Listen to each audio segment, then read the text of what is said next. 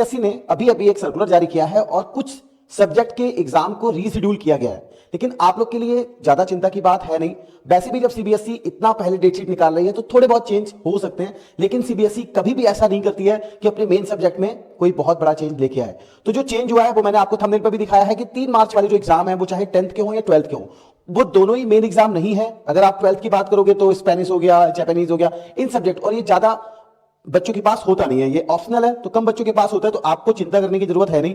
ऐसी legal studies का है क्लास 10th में, तो वो भी बहुत ही लिमिटेड बच्चों के पास होता है, तो आपको बिल्कुल भी चिंता करने की जरूरत नहीं है। ये जो ऑफिशियल सर्कुलर है वो भी आप लोग देख सकते हो। जब ये ऑफिशियल सर्कुलर आया तो मैंने तुरंत ही जाकर के ये चेक करा कि जो 3 मार्च के पेपर है, जो 3 मार्च को भेज दिया गया है, 11 मार्च को, और एक भेज दिया गया है 10 अप्रैल को, तो ये जो 10th का 11 मार्च भेजा गया, 10 अप्रैल भेजा गया, तो ऐसा तो नहीं कि कोई हमारे मेन सब्जेक्ट का पेपर उस दिन पढ़ रहा हो। तो जब मैंने डेट शीट में जाकर के चेक करा तो कुछ भी आपको चिंता करने की बात नहीं है, बाकी डेट शीट में कुछ भी चेंज नहीं होगा, आपका एज इट इज सेम है। अगर कुछ ऐसा होता भी है तो उसका सीबीएसई प्रॉपर्ली ऑफिशियल सर्कुलर निकाल के आपको इंफॉर्मेशन देगी, तो ज्यादा चिंता करने की बात नहीं है। नॉर्मल ही आपका सब रहना है, प्रिपरेशन अच्छे से करते रहिए, और बाकी जो भी आपको प्रिपरेशन में अपनी प्रॉब्लम आए वो शेयर जरूर करिए और डिस्कस करिए। सीबीएसई से जुड़े जो भी अपडेट्स आएंगे इस तरह के, जहां पर मुझे लगेगा कि हो सकता है कि आप किसी तरीके से पैनिक क्रिएट हो जाए या फिर आपको थोड़ी प्रॉब्लम हो या आपको ये लगे कि इंफॉर्मेशन कहीं मिस तो नहीं हो रही है, वो मैं आपको देता रहूंगा, तो आप बिल्कुल भी चिंता मत करें। बाकी अगर आप 10th 12th में हैं तो आप क्लासेस भी अटेंड कर सकते हैं, डेली ही क्लासेस